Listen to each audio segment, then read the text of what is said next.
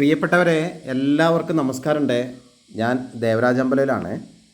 ഇത് വയനാട് ജില്ലയിൽ അമ്പലവയൽ ഭാഗത്ത് നല്ല മഞ്ഞും തണുപ്പും കോടയൊക്കെ ഉള്ള വയനാട്ടിലെ അമ്പലവയൽ ഭാഗത്ത് തന്നെ. അമ്പലവയൽ ഭാഗത്ത് ടൗണിൽ നിന്നും വളരെ അടുത്തൊരു 30 സെൻറ്റ് സ്ഥലവും ഈ കാണുന്ന കൊച്ചു ഒരു ഓടിട്ട വീടും വിൽപ്പനയ്ക്കുണ്ട്.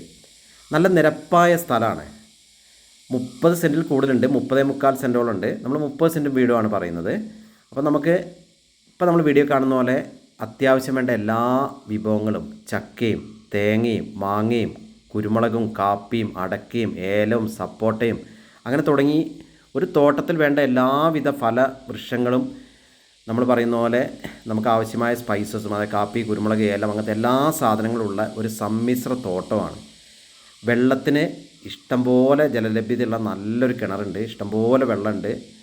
ഇപ്പോൾ 6 റിങ്ങോളം വെള്ളം അതിലിപ്പോഴും ഉണ്ട്, കൊടും വേനലിലും. അപ്പം അത്യാവശ്യം നല്ലൊരു കാപ്പി കിട്ടുന്ന തോട്ടമാണ്. കുരുമുളകുണ്ട്, എല്ലാ സാധനങ്ങളും നമ്മൾ പറയുന്ന പോലെ ഇപ്പോൾ അതാണ്ടില്ലേ, നല്ല വീട്ടാവശ്യത്തിനുള്ള തേങ്ങ കിട്ടും, അടയ്ക്ക, അതേപോലെ ബാക്കി എല്ലാ സാധനങ്ങളും. നമ്മൾ മാവിൻ്റെയൊക്കെ കുറേ പുതിയ വെറൈറ്റി മാവിൻ്റെ തൈകളൊക്കെ നട്ടു വെച്ചിട്ടുണ്ട്. അതിൽ തന്നെ മാവിൻ തൈകൾ നിലവിൽ കായ്ക്കുന്ന മാവുണ്ട്, ചക്ക ഇഷ്ടം പോലെ ഉണ്ട്.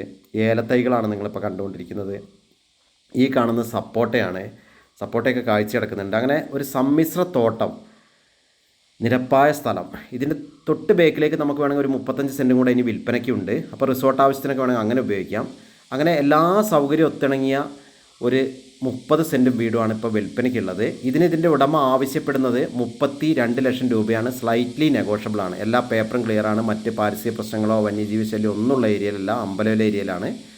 അപ്പോൾ ഒരു ടൂറിസം ഏരിയയിൽ തന്നെയാണ് ഈ വീട് സ്ഥിതി ചെയ്യുന്നത്. വയനാട്ടിലൊരു വീട് വേണം എന്ന് ആഗ്രഹിക്കുന്നവർക്ക് ബെസ്റ്റ് ചോയ്സാണ് കേട്ടോ. അപ്പോൾ വിളിക്കുക. എൻ്റെ ഫോൺ നമ്പർ വീഡിയോ കൊടുത്തിട്ടുണ്ട്. വിളിച്ച് കിട്ടിയില്ലെങ്കിൽ ഒരു മെസ്സേജ് ഇട്ടാൽ മതി. എൻ്റെ ചാനലൊന്ന് സബ് ചെയ്യുക. അപ്പോൾ എല്ലാവർക്കും നന്ദി, നമസ്കാരം.